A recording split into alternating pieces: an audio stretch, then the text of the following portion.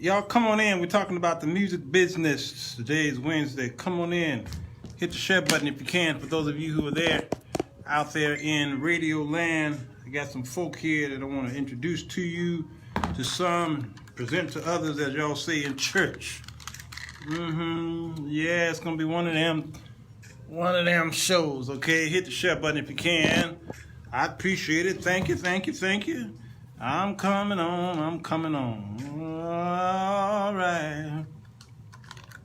Hello, everybody. So the Jones Show. I am he. It is Wednesday. Music Business Day. It is the day we sit around the mic and talk about the Word of God and the music business. Ooh, wee to the wee. I don't think y'all understand how important it is for you Christians to get the whole matter. W-H-O-L-E, the whole of the matter. I've got two young men who are coming into the show in another about 10 minutes from now to talk about this thing, music production. Music production is those of y'all who got your churches going on there and you on the praise team. You're the MD, that's the music director. You are the minister of music, okay? You are the music pastor. All these terms are used in the religious aspect of things, okay? Denominations use different terms. And you've got a great production team in your church and you doing your thing. But what about those people who want to take their ministry outside of the church and put together more of a professional production so that they could reach others? Okay, y'all are fighting over Snoop Dogg and his God Bible of love and bringing in kind of bringing in all of these other artists, gospel artists that we all know and love. Okay, you can talk all you want to till you're blue in the face, but what you doing? Where are you putting your money in your production? How are you making it? How are you sufficing? How are you surviving when you leave church and you deciding that you want to be somebody? You want somebody to buy your record. Don't be jealous of Snoop and the rest of these people who are coming over and singing gospel. Don't be jealous of them. What you got going on for yourself? I'm looking at some brothers here, Walter King, Spellbound, and Dana King. Y'all related? I just noticed that y'all got the same last name. These brothers right here, their professional or creative lives don't just end a Sunday night. Monday through Friday, they out there doing their ministries. They out there, as y'all might say, hustling. Okay, but they're putting together they have put together productions that people have come to see and witness and pay money and sponsors come and people may buy some tickets or whatever they do. They're making it happen. All right. So what you doing?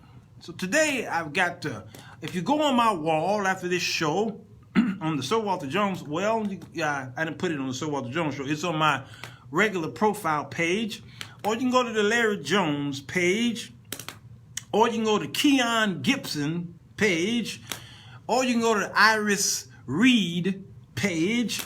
And on those pages, you'll see a video that was produced by Mirralax Media. That's produced by Larry Jones, my dear brother.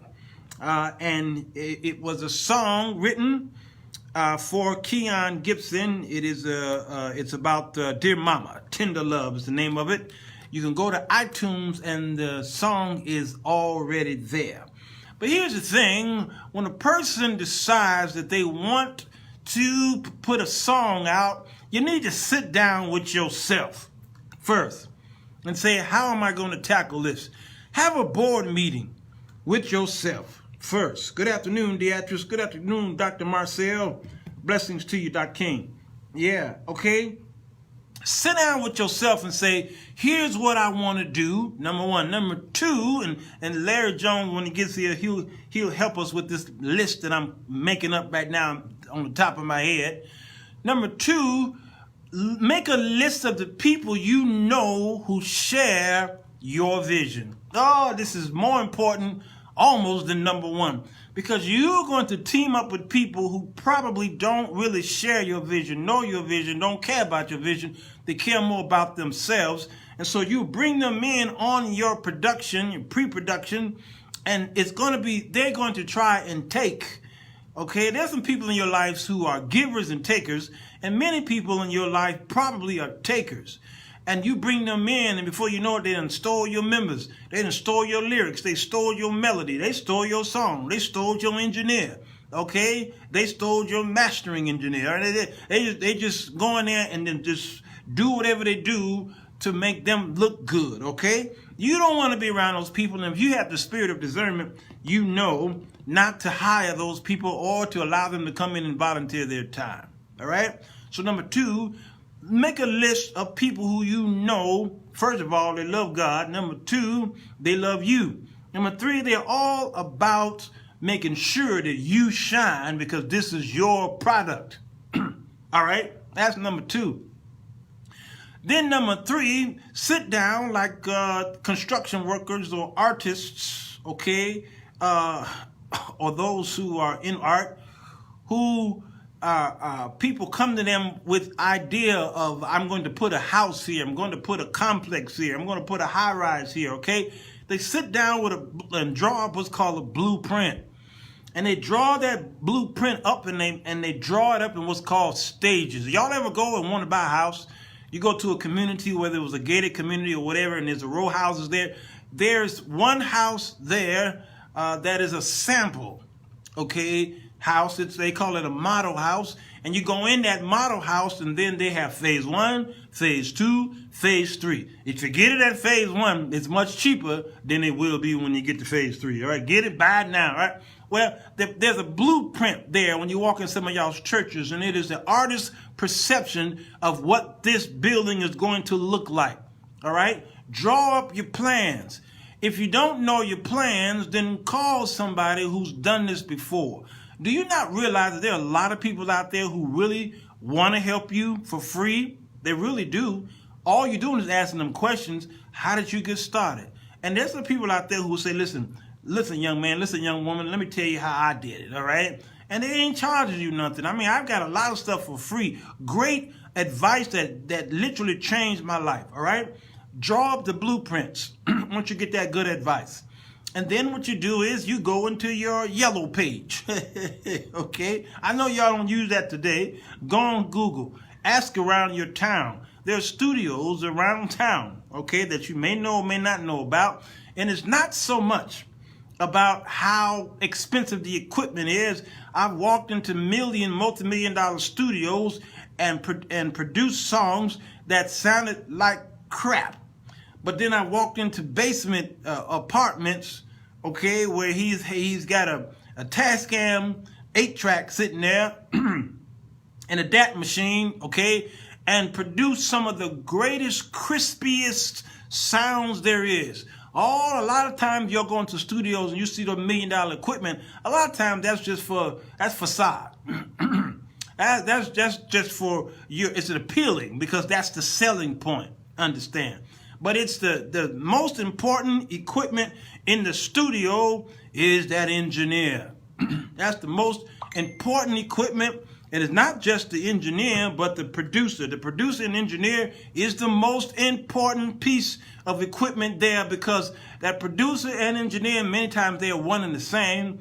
They are the ones who can take that inexpensive, cheap-looking piece of equipment and make you sound like $1 million. All right? So don't get caught up in getting bad advice from people who telling you, listen, if you give me $1 million, I can make you sound like the world. All right? That may not be the case. So vet these people. When you get with people, vet them. Thank you, sir. Thank you, sir. Ooh, that D. Curtis Randall is a blessing. He heard me dying in here. All right. That's that awkward pause when you're drinking water. Yeah. Because D. Curtis Randall don't go nowhere, he is going to also have these two men on the show. Okay? Who said, hey, Stephen, blessings to you. It's so good to see you here.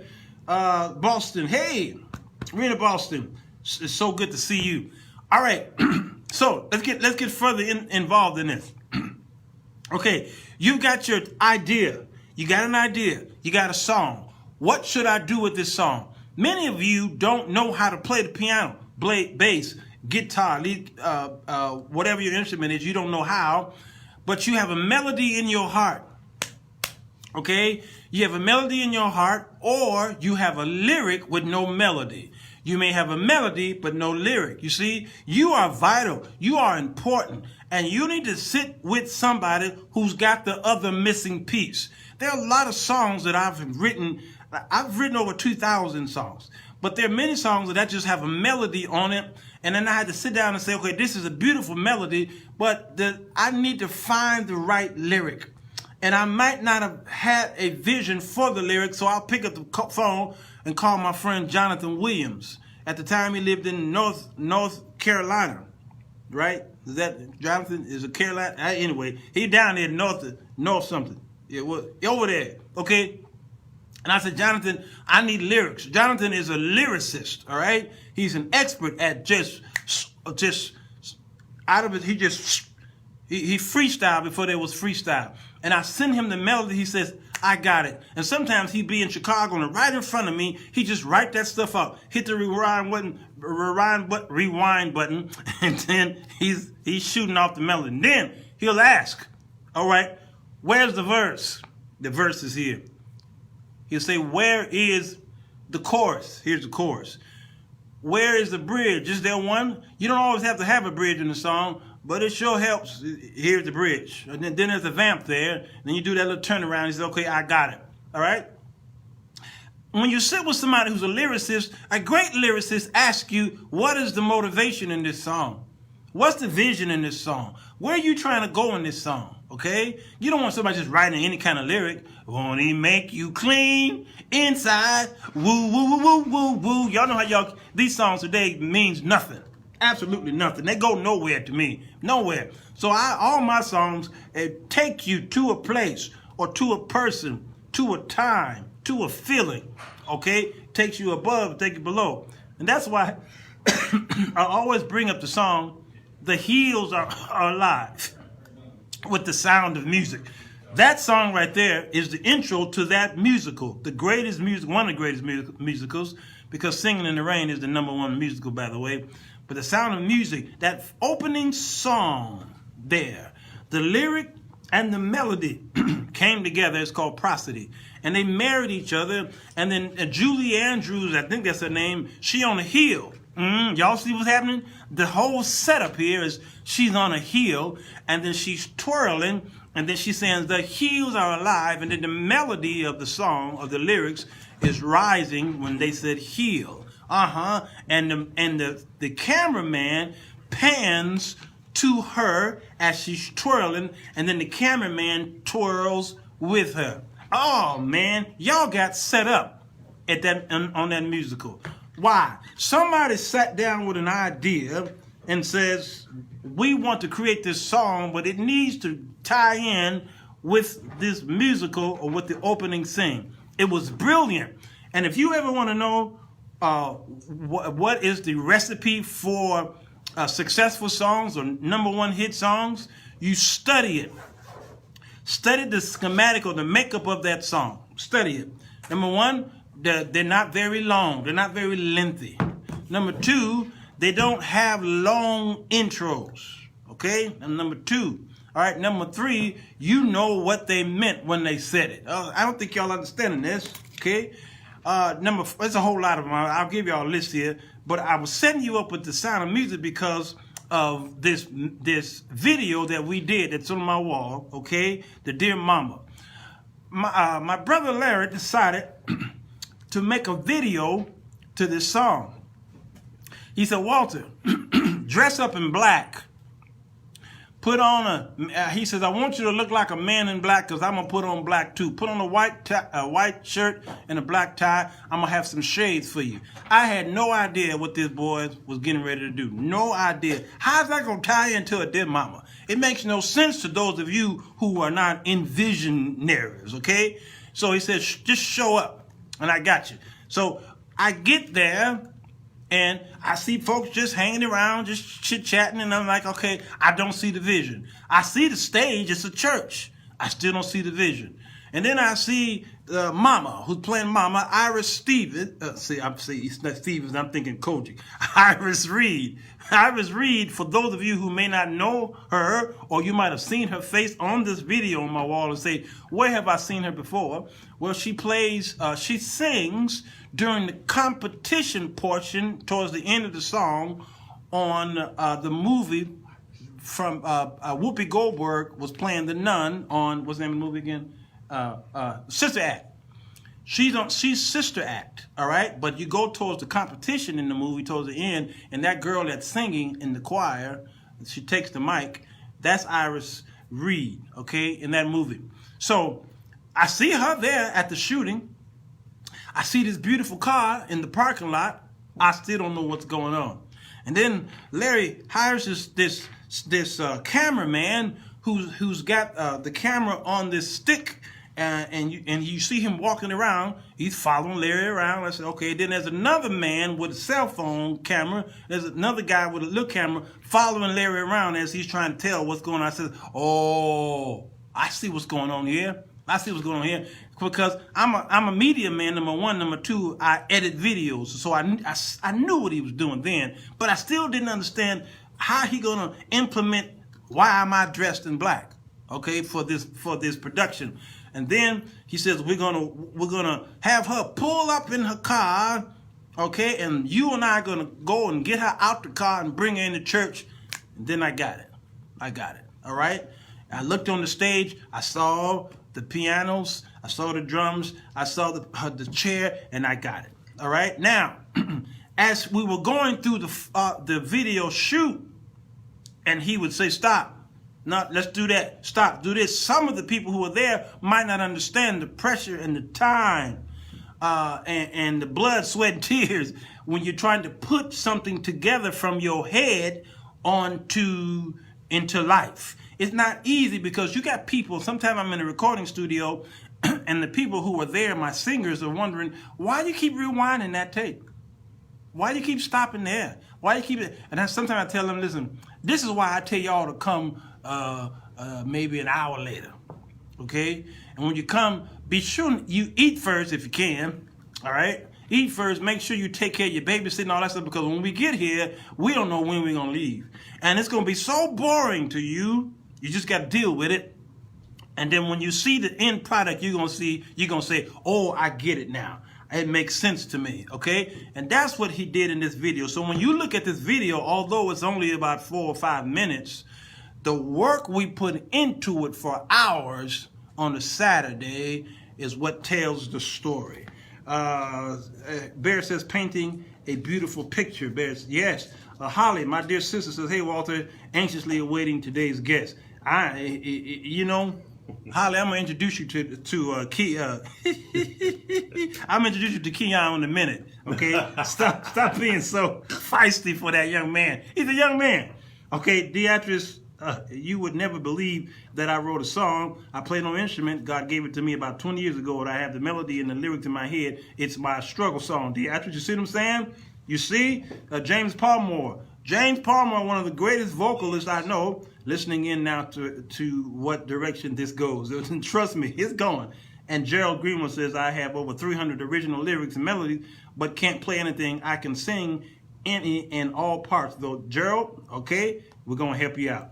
Listen, I got these brothers here. Larry Jones is here. He is a producer of this particular video, and he is the producer of a whole lot of other stuff on Mirralax Media. Just go to youtube.com and go to his channel. How you doing, brother? You doing all right? Doing good, man. How about yourself? Man, it's so good to see you and that young man sitting next to you. I wanted to at least bring y'all in for a few minutes, because I know in a few minutes y'all will be sitting here for another hour and a half talking to that man over there in the window. Remember McGilla Gorilla? Yeah. How much is that? How much is that? Well, that's how much is that dog in the window? Yeah, McGilla Gorilla for sale. Yeah, you too young for that to be correct. Well, you look like you in the window. So, L. Jones, we call you everything. Just call me bro. Listen, Who wrote this song? I wrote the song. Why you write it? I actually wrote this song off of a conversation that Keon and I had. Actually, the song was about Mom, our mother, and his mother, and it was off of a conversation. I was really thinking about mothers, and I have a special heart for mothers, church mothers, you name it. We have friends that have mothers and mothers that's gone on. And just about the love that a mother has. Yes. And so off of a conversation with Keon, his mother being a single mother and doing such a great job, working, holding it down. I know it's his immediate family. I know his whole family and his grandmother and his grandparents. And then I began to think about my mother. And as it always happens, about 2 o'clock in the morning, God rolls me out of the bed, and I go downstairs to the studio, pipes it up, and I start writing. So I began to write immediately, but oddly enough, because of the way God deals with me in the area of media, I actually got the concept of the video before I finished the song. Okay, I'm glad you're right there. But I don't know if you're listening, but I was giving them a list. Yes. From the time you get an idea to the time you finish it. Yes. Now, that was my list on the song. That's my list. And every producer may not have the same list. Correct. All right, now, let's hear your list. Number one, you get an idea, you have a melody or a lyric. It depends on who you are. Right. Okay? Take us from step one, from step A to step Z, from the time you get it to the time you finish, and all the people who are involved in it. From the time you write a song to the time you're releasing a video to that song. Okay. Well, a lot of people, especially new artists, they have no idea about all of the work that you have to do. They don't plan. If you don't plan, you plan on failing. Sure. So when I get a concept for a song, and everybody's different, God deals with me in hooks. I get hooks. I'll get a conversation, and it'll be a hook. The hook on this song was Dear Mama. Wow. Dear Mama. So I just envisioned writing a letter to my mother, thanking her for all the love, the care, and all of that, right? So I get the hook. Then off of the hook, I began to build the lyrics.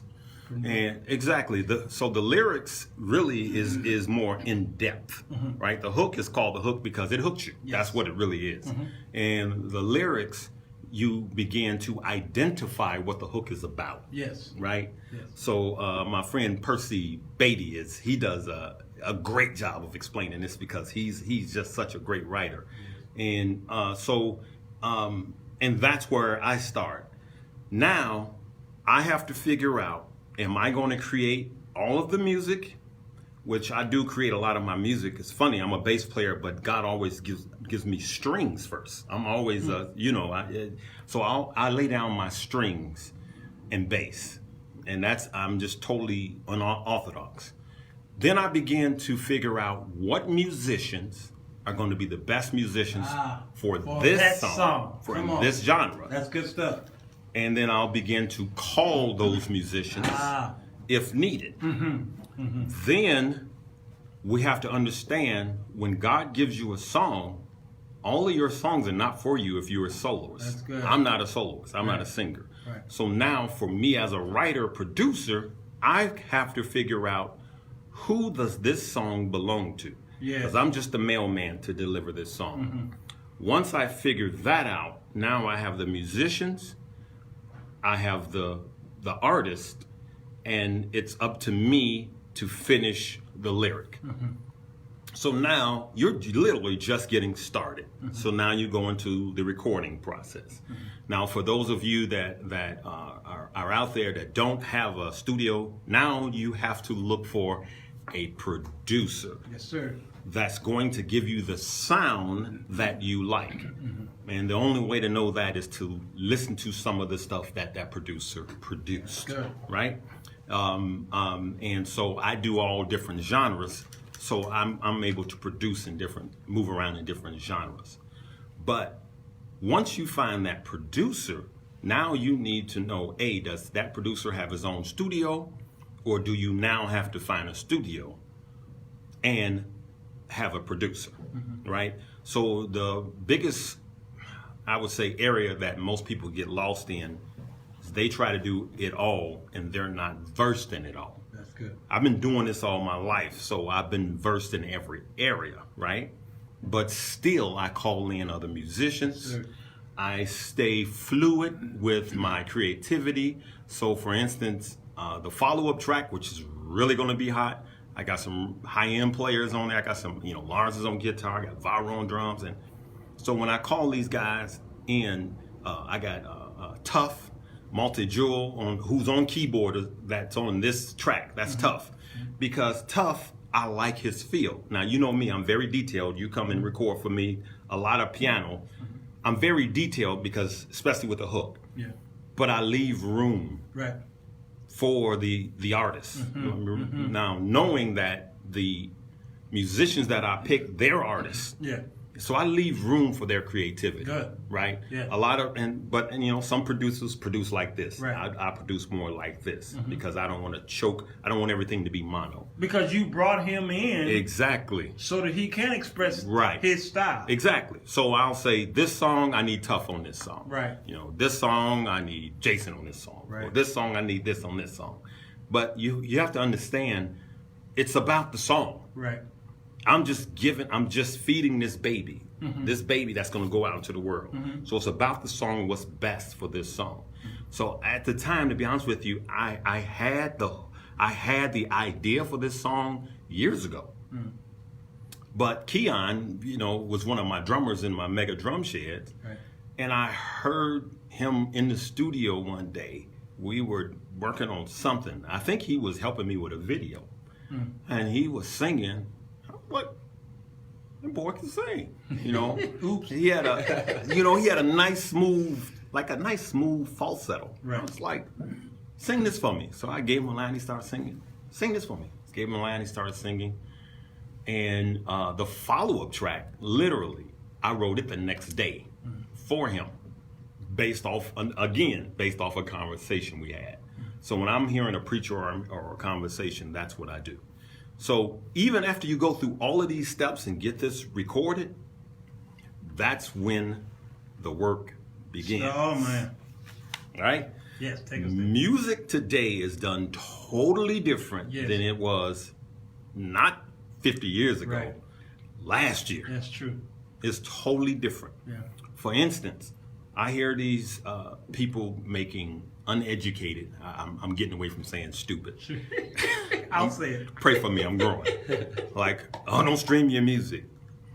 Okay, you got 50 million people, roughly, 57 million people now that are literally hearing their music through streaming. Yeah. So you're a nobody that want to remain nobody. That's true. Because you don't want to stream your music. Right. This song is licensed to over 20 streaming services. Over 20 streaming services. You name it, you can find Dear Mama, Tender Love. You can find it on there. So it's on iTunes, and I had it mastered for iTunes. Sure. It's on CD Baby, it's on Rhapsody, it's on SoundCloud, it's on you name it. It's streaming. It's on Apple Music. And what streaming does, streaming gets it out there. Come on. All right? Streaming is free advertising. And or you could get added to somebody's playlist and then all of a sudden you take off like Chance the Rapper did. Yes. And so the streaming game is what you need. So you have to understand, the more people you stream to, which is through an aggregate. An aggregate is, there's a whole lot of steps that I don't want to waste your time with getting in detail. This is good, though. We Well, need it. one day we'll come and we'll just do a Sure. class on the way music is done Yes. today. Yes. And so what you do is it's available for downloads and it's available for streaming. Because TuneCore would be one of the aggregators. TuneCore is one of the aggregates. CD Baby is an aggregate. There's like 10 top aggregates now. Right. You have to find out which one is better for you. Right. And what a lot of people don't know today is you can sign up for BMI through an aggregate now. Yeah. And that's what you do. And so they'll do your publishing. So now our publishing, well, I don't want to give away everything, but even on iTunes, even on YouTube, I can pick, Sure. yeah, it's everything. The publishing is coming through through 30 different streams. So you own all the rights and you take care of your business. The one thing that new artists don't do is they don't take care of the business first. Right. You just put music out there. I got an idea, and bam, boom. here it is. But no budget, right? Right. And I tell somebody this the other day. You have an idea for a song. Get a bank account ready to fund it. Yes, sir. Why is it that we can invest in everything else but ourselves? We don't budget for what's to happen after that. Keon and I have put together, Keon, I charged him with putting together a team because he is in college, right? Sure. And he's in Jackson State. He put together a team. He put together a wonderful team who we've contacted 150 radio stations across the country. Be it gospel, be it R&B contemporary, because this song fits that. Now, there's so many layers. Your song needs to be 3.5 minutes long, period. No one's going to play a 7-minute long song. Right. No one's going to play a 10-minute long. They ain't playing the B-side of the album. Those of you old enough to know what that is. It's just not going to happen. So you got to format your package correct. And it's a lot of 90% of major radio stations, you don't send a CD. No, you don't. Yeah, you go through a MSMD, which is a certified music distribution platform that gets a certified email to the program director or the music director of the radio stations. Right. So there's so many levels that have to be done, and you can literally work a record for months if you're doing it right. If you're doing it right. If you want it. So prepare yourself for the long haul to push your dream. Don't just have a baby and just say, okay, feed yourself, dry yourself off, give yourself a bath.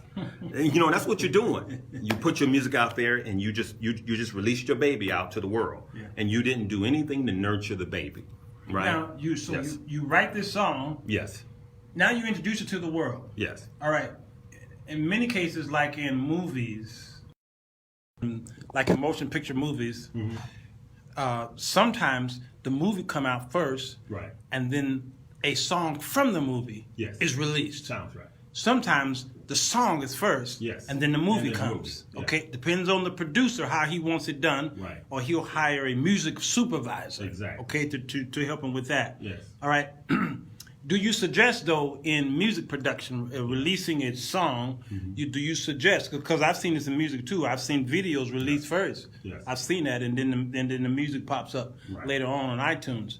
So do you suggest the old way of producing music is get that music out there and then let it, and if you're going to do the video later, how soon or how late, how far up the road do you release a video?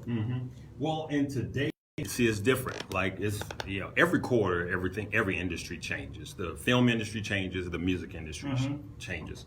Now today, a lot of times you look at Taylor Swift. Her new song is released with a new video. With it, right? And that's just the way it's done. You go direct to YouTube. You go direct to Facebook.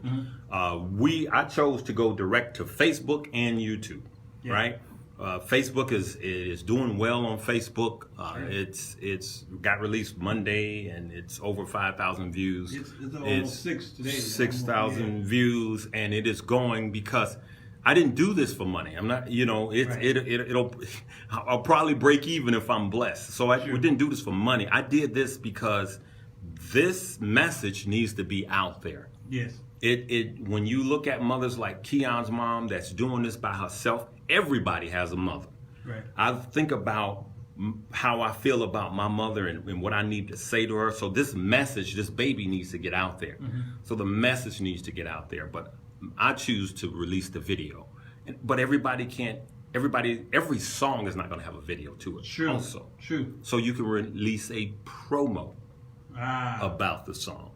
Barrett says it depends on the story. Yes. I think he's answering which goes first, the music or the movie. Yeah, or the movie. Yeah, so I think he said it depends on the story. Yes. Gerald asked the question, do you need music first before you publish, or can you just publish lyrics? Well, here's the deal. If you publish lyrics, then that's all you own. Yes. Is the lyrics. Yes. So when you go to publish with the Library of Congress, when you go to publish, it's going to ask, was this a compilation? That was someone else involved in writing the lyrics, and someone else, one person wrote the lyrics, one did the music. It's a breakdown on everything. Mm-hmm. I would not get it published until I had music and lyric. Yes. That way you got it. You own it, right? But what a lot of people think is they think they need a professional recording to file. No, you can go to your church, sit in the basement, somebody can play that out-of-tune piano, and you can have somebody just sing the lyrics.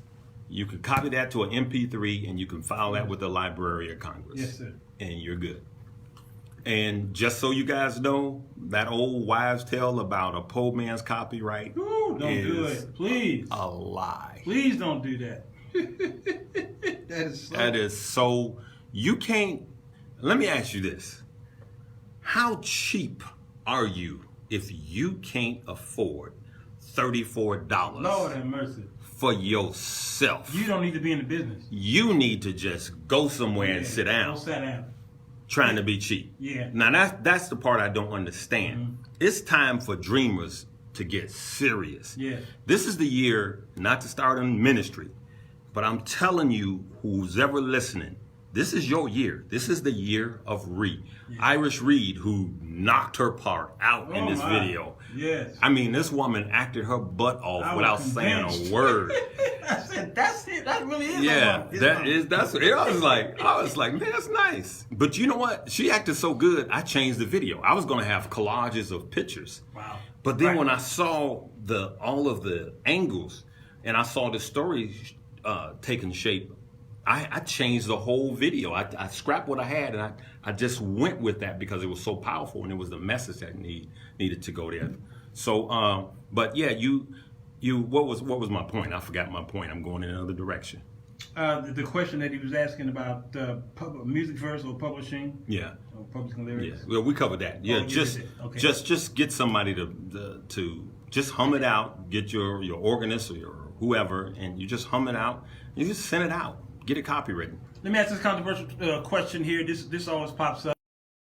I have a and you know that this has happened before. I have I have lyrics. Right. I have lyrics. Right.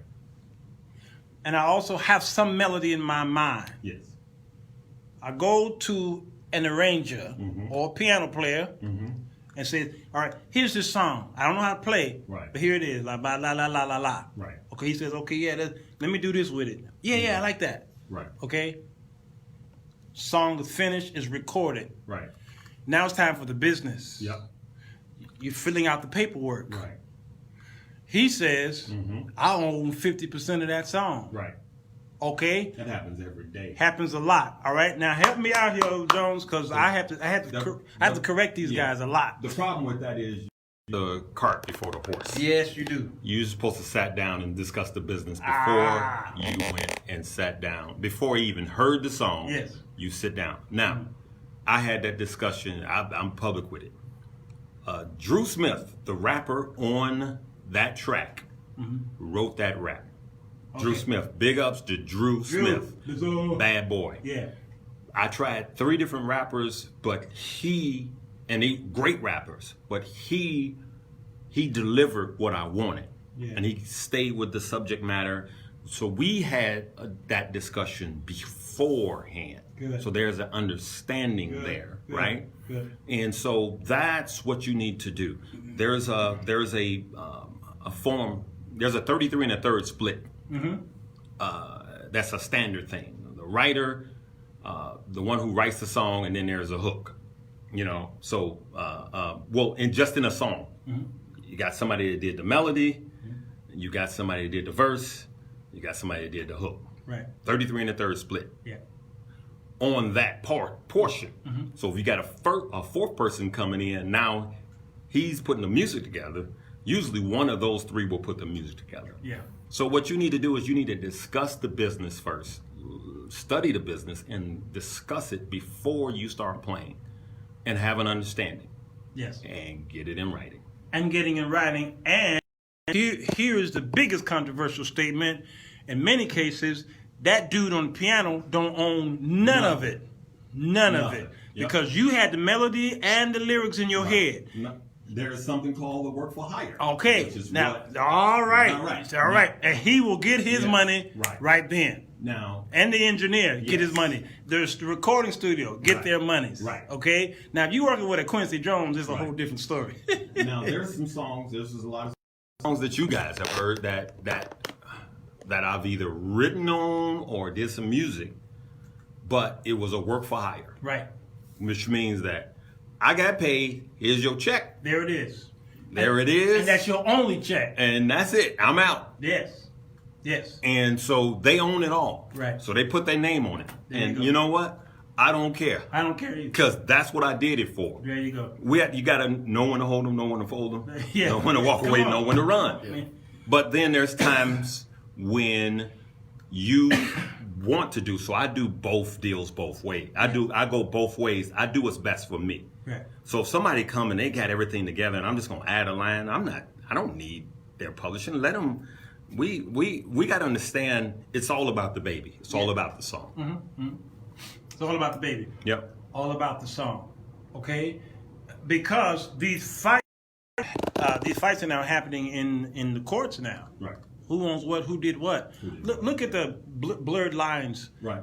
Big mess. Yep. Robin Thicke. When Robin Thicke and Pharrell, I think it was, when they first released that project and they were bragging on, I played this part and I did this part. And T.I. Oh man, we did this part. And they were bragging about the parts that they played. Soon as they got sued, then there was a deposition, and then on the video, Pharrell was like, "No, I don't know what you're talking about." They stopped throwing everybody. They stopped throwing. No, well, T.I. did that. No, I didn't. You did that. You see what I'm saying? Right. So you got to be careful. Yeah. Because then the second I heard it, I'm like, I said, that's Marvin. Got to give it up.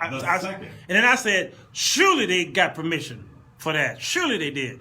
But surely they did not. Yeah. All right. And so these are some of the issues we have today in the world of sampling. We get in trouble with that. Okay. And then YouTube, first of all, as soon as you get some of that sample in there, YouTube will, first of all, they're going to send you a message. All right. Right. And you may own it, but you got to still get the second approval. Meaning, I had to do it on my video. Yeah, I know you did. Your own brother had to do it on his video. His son wrote a song called what is that? Galaxy. Yeah. And Rodney puts it on his video, and then YouTube said, "Hey, you can't use that." Yeah. And Rodney had to call his own son and say, "Hey, can you release that?" Right. You know. But see, I was waiting on it. I was waiting on the flag. Yes. And so I had my number to prove that it was my work, my copy of work, my body of work. Yeah, ain't that something? Yeah. Yep, and that's what happens. This Keon guy on the left side of you, man. Yeah, let's talk to this Keon. This Keon guy, man. Keon Gibson. He's responsible for the vocal sound that we hear on that project. Yeah. How you doing? I'm doing good. How about you? Man, I'm doing the best I know how. Last we saw you, the world, you were on the drums. Yeah. And how many views do that video have now? You know? It has about I think 1.6 million views, or 1.6 million views. Yeah. That's why do you think that video got that many views? I think because of the different styles of playing on the video. When you see drummers nowadays, a lot of people don't think about the different type of languages that goes into playing drums in general. Language. So I mean, I can play a beat totally different from you playing the beat, but it's just a whole different language. And so I think that's what let the video go so far. And then the fact that we were so young and we were and we saw these different these languages at such a young age allowed everybody to love it. And I think that's what I handpicked every drummer based on their difference in styles. Difference in styles. Yep. And you can see by the video, you can tell. Yep, they're all different. They're all different in style. Keon, like I would say, Jonathan McReynolds, when his mom had me to come over to the house, he was very young then. He hated singing. Wow. Even though he could, his mom heard him say, "Walter, you gotta hear him sing." And he sang. I hit the record button on my cassette. Shout out to Janice. Shout out to Janice McReynolds. And I says, "Oh my God, this little boy can blow! Wow, wow, wow!" And that cassette tape, I gotta find it. It's somewhere around the house. So we went back to playing piano, what have you.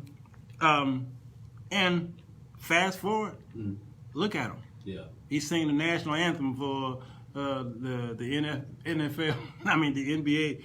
So.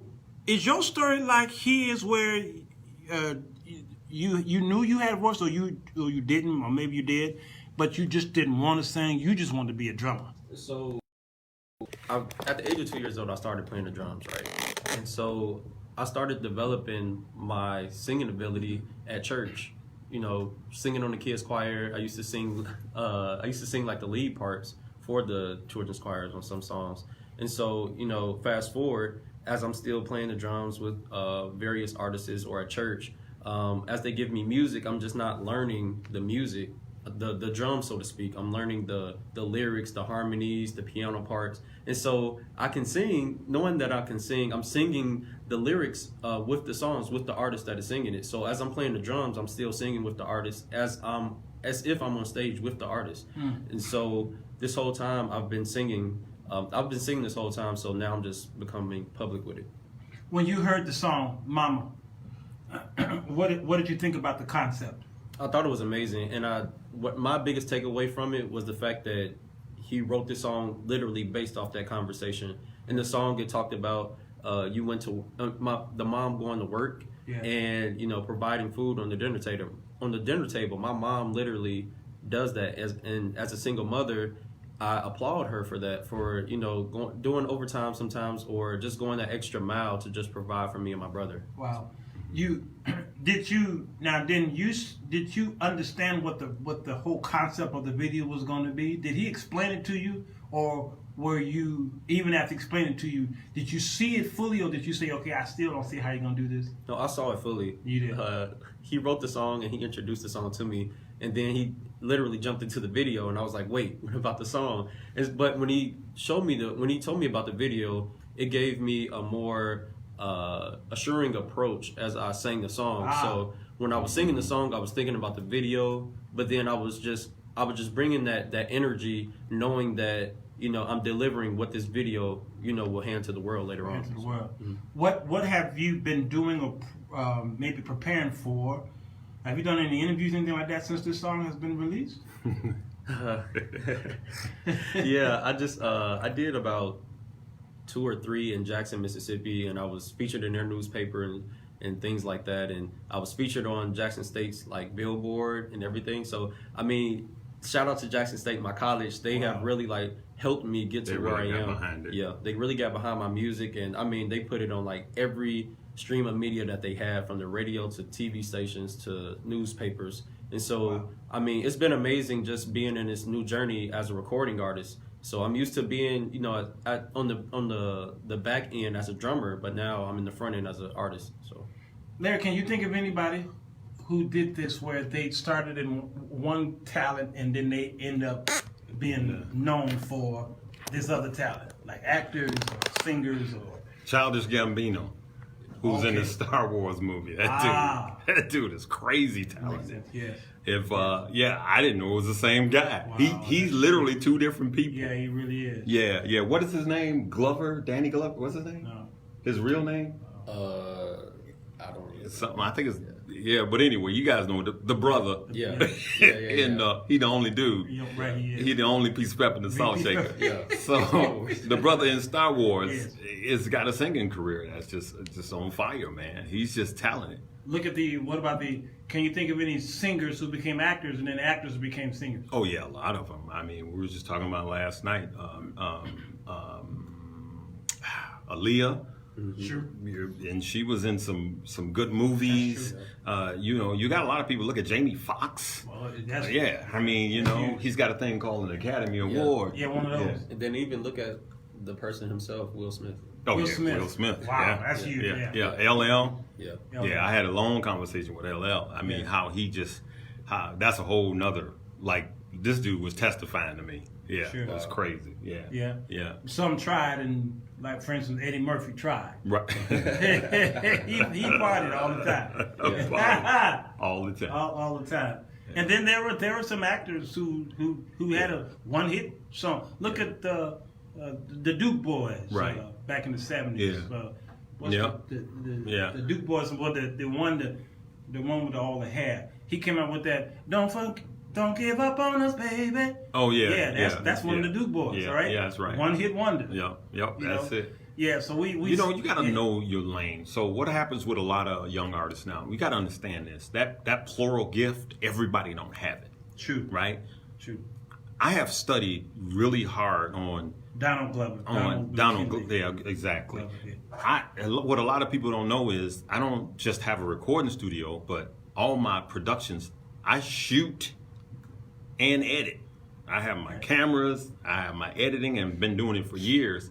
And I had to study hard. What a lot of people, a lot of new artists do is they try to be writers, they try to be producers. And what I want to say to you, young and old, and especially because this is a season of older people, really. Sure. So this is the year of re. Yeah. So if you got a song, find a musician that could put some music together. Don't wait. Don't let that baby sit for 20, 30 years. Like if you got a book, find somebody who knows how to edit, right? Then find somebody who has a studio and then find out what their rates are. Find a producer. Start putting together and don't try to do everything yourself. Put together a team. And what happens is a lot of people, especially when you come to a producer. Yeah. So for instance, I have a lot of people come to me, I want this, this. I'm like, okay. So I just press the button, I sit back and I read back in my chair. And they go, what do you think about that? I'll say, oh, you want to know what I think about it? Yeah. It's like, you not even leaving me room to be me, right? So then when I show them what their baby could be, and they're like, oh my God, that sounds great. Let's never come to a meeting and limit everybody at the table and don't tap into their gifts. And don't tap into their gifts. Yeah. You're right. The of re. There are a lot of older people now who are making. Who I was listening to WGCI V103. Who was it? Jeffrey Osborne. Who was that? Jeffrey. Somebody got a new song out. I think it's Jeffrey. No. Who was it? People Bryson. People Bryson. People Bryson And got you know a new. who produced it? Who was that? Jimmy Jam and Jimmy Jerry Jam. Lewis. That song Is hot. is hot. And it's modern. It's today. It's today. Yes. And he got to be in his 60s. Yeah, he is. Okay. Yeah. Look at Uncle. What's his name? What's his name from the Gap? Not Gap. Gap Band. Yeah. What's his name? Charlie Wilson. Charlie Wilson. On top. Okay. All right. I mean, look at these people who are up in age. They reinventing. Even Roseanne Barr got a new show out. I mean, old show but plus new show. Right. But you know what I did? I'll tell you this real quick. I got on a plane. So if you notice, this song, it could be played on contemporary, adult contemporary, right? R&B. And I did that intentionally. I got on a plane, flew to LA. I spent 3 days, it's probably in 5 different studios with our nephew, Lil Rod, because I wanted that feel, right? I wanted that feel. And so I'm in there with all these different producers. We're in mastering houses. They mastered Lady Gaga, and they mastered all. I mean, they work with major artists. And I got invited into some crazy sessions. I was just gathering. Gathering. Because before I produce, as you know, I've produced country, but I'll listen to country for 3 weeks before I get into, so I'll line my clients up, based on what they want. But I wanted to know that whole today modern sound, which I was pretty, I stayed pretty up on what's going on, but I wanted to know it from that generation, right? So find you some young, so for you older reads right now, find you some young people like the Maddox boys, and Yeah, my you God. find you some young people and just get embedded in the culture, so you'll know what's going on. We always think that we can't learn from the younger generation, and that's a trick of the That's a enemy. trick, yeah. That's a trick of the enemy. So I was down there to really, I just wanted to be effective as possible. And this is not a church song. This is a song that the world needs There you today. go. Yes, this is not a It's a song for people. for people. What the world needs now. Let's hold hands. Yeah. Sing Kumbaya. Yeah, I want to thank you guys for coming on the show. Larry Jones is the one who introduced me to the recording studios up and down Music Row. On he had a Michigan in 19th, 20th, 21st Street, all up and down there. Chess Records is over there. Okay, this is the man who, well, the museum now is there, but he's the one who introduced me to the music industry and business, and I'm who I am today because of this man, and I thank God for him. When we had just reel to reel.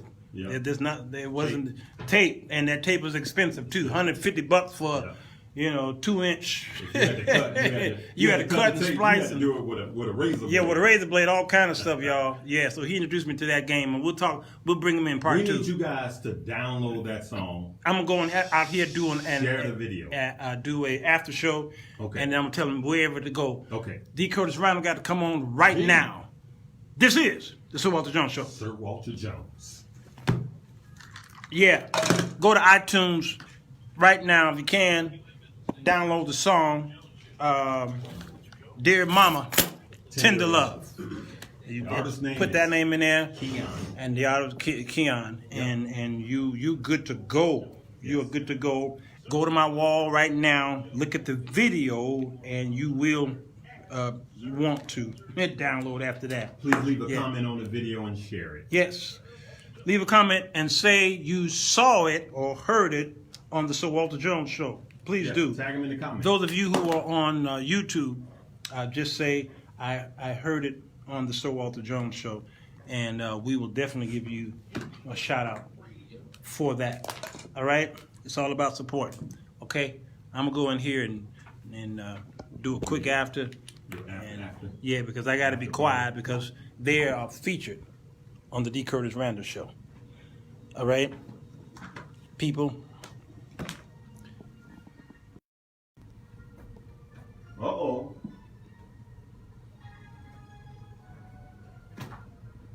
Make you feel a little bit at home. Who wants to be like the Jones? Jones, after this season, you step was cut. Yeah, I think it's important that you guys see that the process of production. Rena Boston, I don't know if you're still there. If you are, give me a holler, give me a hula hoo. But I think those of you who are crying about what you ain't got because you don't want. There's so many things, there's so many ways to get your production, your voice out there, your music, and your artistry out there. It's not just about music. I don't care if it's a magic trick. I ain't saying no words. I don't care if it's your poetry, and I don't care if it's you do stepping. I don't care if you do graphic arts. Anything. We have, the Lord has blessed us with social media and different ways of expressing yourself. So I will be doing several shows on how to get your stuff out there, and not just to get it out there and because you ain't got nothing else to do, but to get it out there and to actually make money at it. All right, my brothers and my sisters have been a blessing to myself, and we've been a blessing to each other because we learned the hard way through the hard knocks coming up in the 1960s, doing it the old-fashioned way. And it took a lot of money, and we didn't have any money. So we went out there and suffered and struggled and traveled across the country, making a road and a path for my nephews. My nephews Lawrence and Lil Rod and Paul and John. They all traveled with all of the cats from J. Moss to Fred Hammond, to all those cats. They traveled around the world, but they are able to travel around the world because they saw their uncles and their fathers, me and my brothers, struggle in building a pathway for them. we bust open doors that people said we couldn't do it. They said, no, we ain't letting you in. You ain't nobody. And we bust those doors down, okay? And we didn't allow folk to just give us, so we didn't have the mentality of a sense of that it belongs, meaning entitlement. No, we said, no, we're going to make this happen, and then we're going to create something for ourselves and not going to be saying, give me, please give me. No, we created it so that the people can come to us for this help. Understand that? So we did, and then as our nephews got older, they began to see how we bust some doors down, and now they're able to get out there and do what they do. So if you got a product, you get with somebody who is, I see you hollering, hey, Rena. If you got a product, then you get with somebody who's available, who is willing to work with you. If they're not available or not willing, he ain't the only cat in town. There are thousands out there, just like the prophet thought that Baal had destroyed all of God's prophets. God says, I got thousands of them. So what are you talking about? So there are a lot of cats out there who are willing and ready and available to help you with your getting your production work up. And in many cases, it really won't cost you anything. Just sit with them and get a free consultation. And the free consultations will take you to the next level, all right? Save up your money. Stop spending it on just anything, all right? Y'all spend money. You spend your money, you spend your money, you spend your money, and then it gets time for you to say, okay, I'm tired of the pressure of Donald Trump. I'm tired of the high taxes. I'm tired of them going up and down my street, tearing it up, and my property taxes up now. And I can't afford this, and this happened, that happened. But you didn't take no time to put no money aside for your vision, for your dream. There's some books out there that y'all need to write, and y'all ain't writing them. All right, I got somebody on my tail every day says, it's noon, have you written today? You need somebody who you can trust, who can push you and say, hey, listen, you need to do this. You need a hype man or a hype woman, who follow you around. They don't have to follow you physically, but they follow you around. They can call you, put them in your schedule. All right, say, listen, you are responsible for me. You're responsible for me, and because you're now responsible for me, I'm hoping that you would keep your part of the bargain, and then I'll be responsible for you. That's what white folks do. I can't understand why black folk can't do it, but y'all want to build a black Wall Street. It will never be built with the mentality that we have.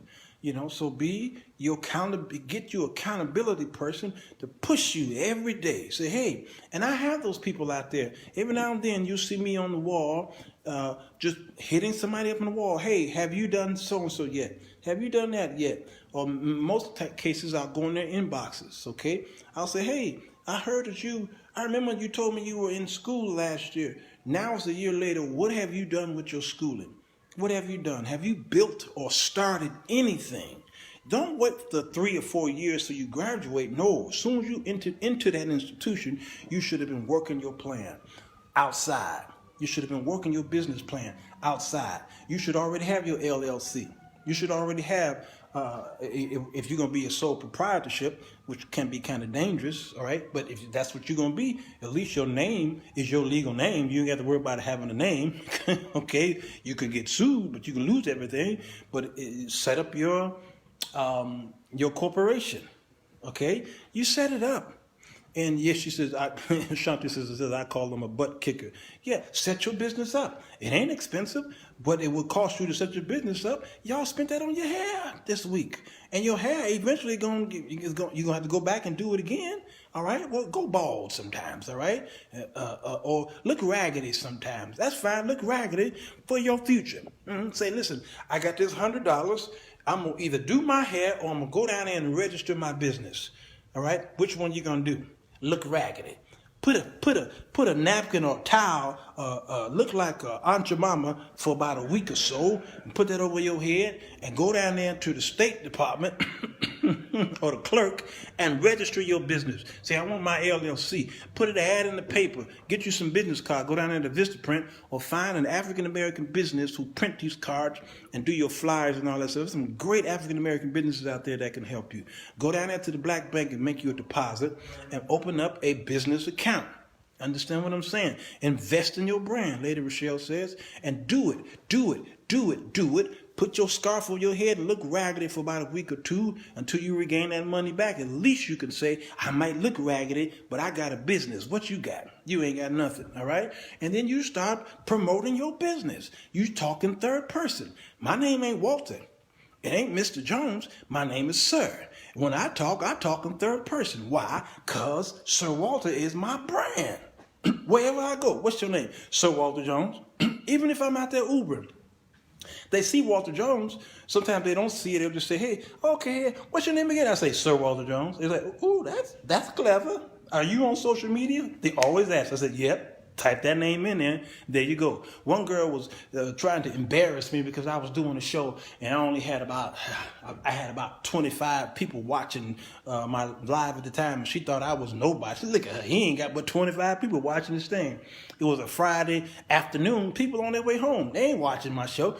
She said, so he ain't got, but I can't even find him on Google. He probably not even on the first page of Google. I said, okay, no problem. This was on the wall. Some of y'all saw the conversation because I was talking about Carlton Pearson, I think it was, that short on Carlton Pearson. And I said, well, go on Google, type my name. She went in there and typed my name, and then she took a snapshot of it and then put it on the comments. She said, look, see, he not even on Google. And it showed Senator Walter Jones, or the Congressman Walter Jones. I said, the problem is you don't know me. She said, huh? I typed your name and I said, that ain't my name. My name ain't Walter Jones. That's my legal name, but my brand is Sir Walter Jones. I said, let me help you. I went on Google, typed Sir Walter Jones, and I took a snapshot of it and I put it on the wall. And I pasted it on the wall. I said, you see this? I said, that's not on the first page, just first page. That's on the second page and the third page and the fourth page of Google. My SPREAKER is there. My YouTube is there. My Facebook is there. My website is there. Everything you see that I've done around town and around the world is there on the first, second, and third page. You see, that's what your problem is. You talking about I only got 25 views, but I have a brand. I have thousands of videos and thousands of listeners, okay? What you got? Okay? Now, I don't think I needed to do that, but she pushed me. She pushed me, Rachel. Okay? I said, so that's who I am. I don't care how raggedy I am. I don't care what I look like. Y'all knows I wear black a lot. I always wear black because a lot of times I'm out on the street, that's my uniform, black. I said, is that he only got black? He always wearing a black shirt or black pants because that's my uniform. But when I go to other places, you may not see where I go. I put on other different colors here because I maybe go to an event here. I go to a banquet here. I go to a business meeting over here, blah, blah, blah. But when I'm maybe in the car, someone talking to some white folks, I look like I'm a chauffeur. Y'all don't understand. My brand is unique, okay? I got that look. And they said, that's Sir Walter. How you know? Look at him. You remember that theatrics? Okay? I don't care what I look like. I could care less. I was, a couple of days ago, I was riding my Uber down the street, and there was a white woman on one of those what do you call those scooters? She had on a business dress, she had a briefcase, she had on a helmet, and a scooter downtown. And she was just scootering, okay? she just scootering. And I had passengers in my car. And I said to these passengers, I said, you see that woman right there? I said, she's smart. She's saving money. She's saving money on gas, on Uber, and traffic, and all that stuff. Look at her. She had on a business attire, and she just scooting downtown, just scooting around, getting places, okay? She ain't got to wait on no traffic light. She ain't got to wait on this and that. She doing her thing. Oh, man, I don't think y'all understand that. Shantae said, know your brand, and don't be moved by critics. Who cares what they say about you? What your head look like, your teeth look like, you and your face and what your clothes are you wearing the same thing? Who cares? It's yours, ain't it? You own it, right? Yes. Then you ask them, let me see your credit report. Let me see your bank statement. Okay? Let me see your customer base. Let me see your financial statements, your profit and loss statement. Let me see it. Okay? And they're gonna say, never mind, watch them walk away. Come on, man. I don't care about the folk, what they said about me. I was walking in the streets for years. I ain't had no car for years. I got on the bus and the train for years. If I needed to travel across the country, I had to get on an airplane. I couldn't drive places for years. I ain't had no car. Why? I suffered so that I can have one day. I was putting my money away. I didn't care what y'all said about me. It was snow outside out here. It was a 6 feet of snow, and I'm sitting at the bus stop freezing to death while y'all driving your beautiful, nice, plush cars. Okay, I said, no problem. I don't care. All right, and one time I saw some of y'all's cars broke down on the side of the road, but my bus kept going. I waved at y'all from the Pace bus. Hi, y'all, bye. Okay, I didn't care. I was gonna get home on the big green limousine. That's what they call the Chicago bus. I didn't care about y'all. Didn't care. Y'all testified in church and try to make me feel bad because you got stuff. You got nice plush new home God put you in, and then before you know it, a few years later, when the bubble hit, poof, 2008. Many of you, your houses were threatening foreclosure, and then you was hiding your car because that expensive car you paying $600 a month for, and I wasn't impressed with none of that stuff. All that stuff gonna burn up. I wasn't impressed with none of it. I said, you know what? I'm going to suffer and live without so that one day I will have something, and that day is now. I have a name, and I spent that time being without so that I can build my brand. And I built my brand. And here I am. I don't care. So I'm able to do these shows to help you understand who cares what people say about you. Right now, you need to be thinking about your next step. Did you make any money today? I ain't talking about on your job. I'm not talking about from your 9-to-5 job. No, I'm not talking about Mr. Charlie's money. Okay, because in many cases, y'all, this is slave work what you're doing. I ain't talking about that. No, I told Mr. Charlie in 1997, I'm leaving here. Here's my 2 weeks notice, and you will never see me again, Mr. Charlie. I was talking to Mr. Charlie and all of his brothers. Everybody who owned a corporation, I said, I'll never come to work for none of y'all ever again. That was 1997. I never had to wake up early to go punch a clock. I ain't doing it. I don't care how much the chips are down. I made a vow to myself and to the Lord that I'm going to make my own money. So I think about it. Before I go to bed at night, I always think, am I going, how much money did I make today? How much money did I make? Did I make enough money? Am I surviving? Okay, how much money did I make today? And when I realize I didn't make my goal today, I'm gonna wake up tomorrow, Thursday, and say, okay, I got to make that money up. I got to make that money up. So I go out there, I make deals. I make. God has given me witty inventions and thoughts and things like that. And so I'm able to make these deals. I'm driving to the studio today, and I parked right there, and I saw a brother that I knew, and guess what I was doing? Making a deal with him. I was making a deal. I never go to bed at night without saying to myself, did I make any money today? And y'all said, well, you caught up in that money. Psst. Look at white folks. And a lot of times, many times, they're the biggest givers out there. Man, y'all are sitting on great passion and gifts and talents, okay? Some of y'all can sing your mama under the chair and make her faint. What you doing with that voice? What you doing? What you doing with it? Nothing? That's a shame. You could be making money with it. Yes, you can. And you ain't got to prostitute yourself either.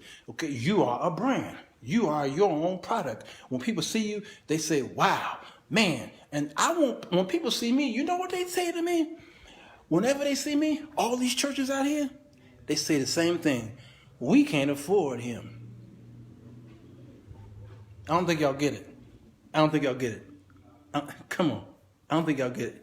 You better think about that money, Jason. I don't think y'all get it.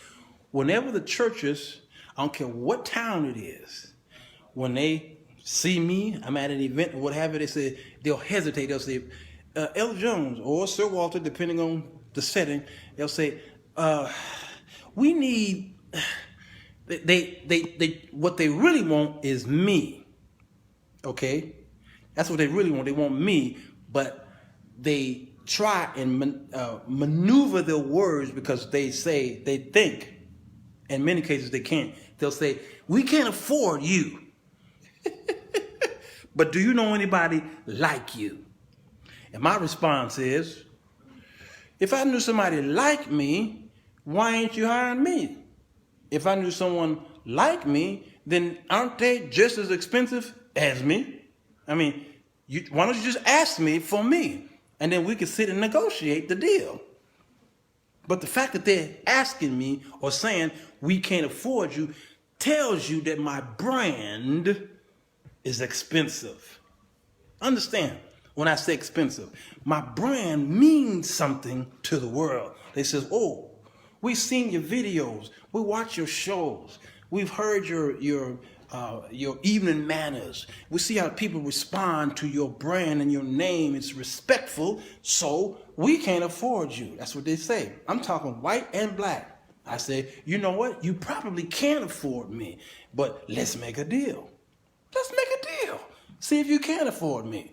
And that's how it is. And people should approach you that same way. Say, ooh, her brand, I don't know if we can afford it, but here's what we're going to do. We're going to put our brains together, find a way to raise that money so that we can afford it, because we need her. Because if we bring her in, she, with her influence, is going to fill this place. You see what I'm saying? Oh, man, Jason Shepard. I know, come on, man. When I come into these places, Doc King, they always say that. They always say, Ella Jones, can you come to the event? Now, I'm not saying you need to be on the microphone that says, oh, I know why you want me to come to the event. You want me to come because you think I'm going to fill the place. Well, no, we just want you to come. I said, no, you want me to come so that you can tell the people, Sir Walter's going to be there. Yeah, Oh, I've tested them. I've tested and tried them. They ain't slick. I don't fall for the rope-a-dope. I know how y'all work. But, and you know what? In many cases, I still show up. I show up and support their socks off because I believe in it. Man, I believe in it. I show up at y'all stuff and you don't even know I'm there. I show up and uninvited. I see flyers on Facebook and I just show up. They say, wait a minute, do y'all test it? Is this thing on? Test it. Do y'all know who just walked in the room? Is that Sir Walter way back there in the back? It's 500 folk that is that Sir Walter way in the back? Yeah, can y'all have him to come up to the front? Come on. And Jason said an appearance fee. Let me tell you, I was at the Thompson Community Singers reunion concert. All right, at that place, there's seats about 1 million folks, okay? And 1 million folks showed up, all right? I went on ahead and bought me a VIP ticket, no problem, all right? And that reunion was the best reunion that I've been at. Darius picked up the phone, and he called me. He said, well, I was thinking, can you be the media for this event?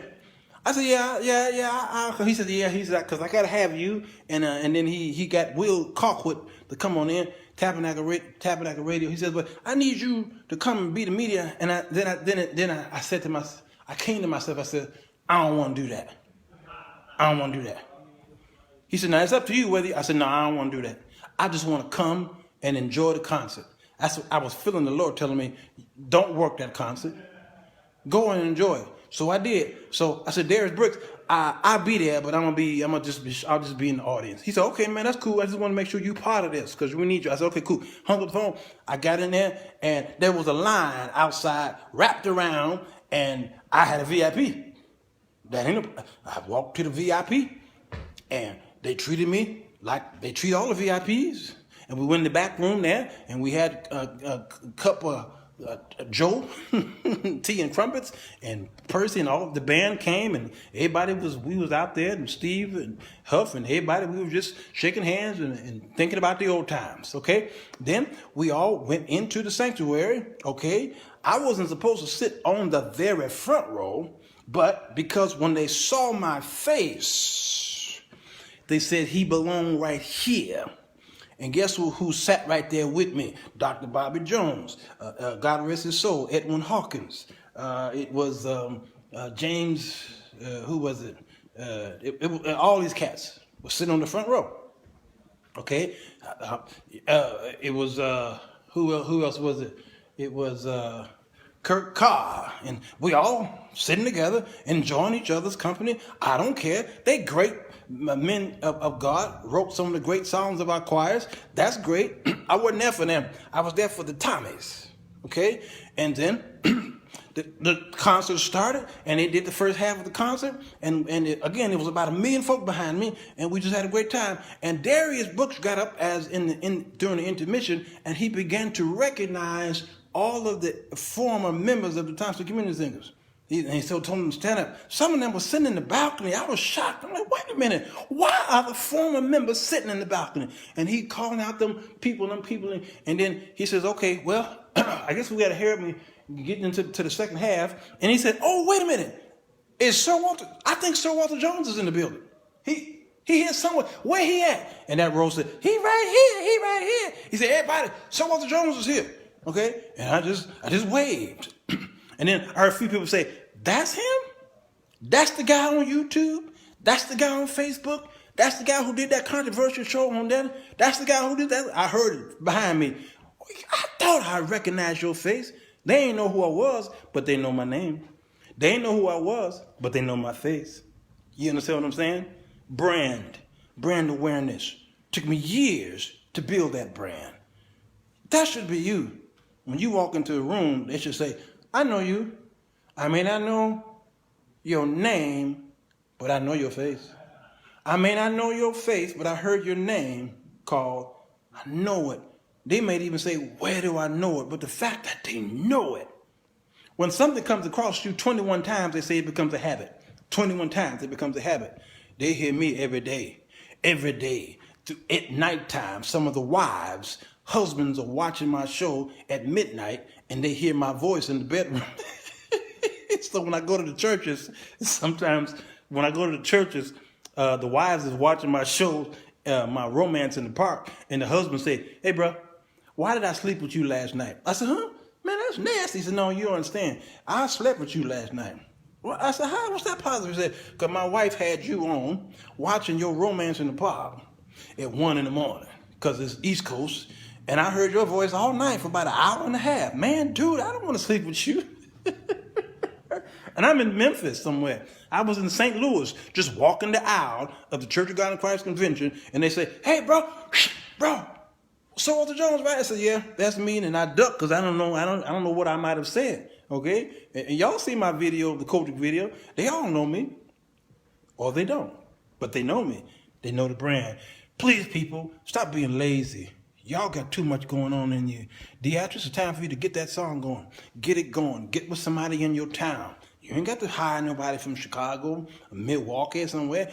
Get that thing going. It's been in you all this time. Somebody need to hear your pain. Yeah, somebody need to hear your success. Okay? Please, people. My mentor just released a book. Okay? Graham, she just released a book.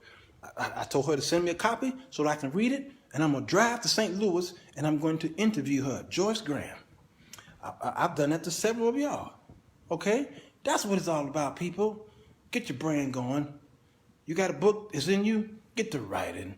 You got a song in you? Find somebody. Get to a studio. Save up your ducks and get out there. Don't worry about your hair. Don't buy that new shoe. Don't buy that new dress.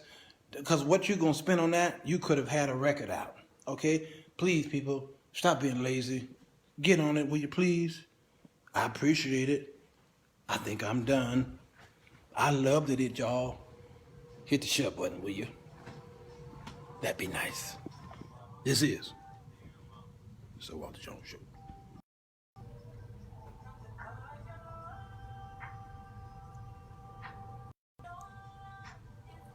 Oops.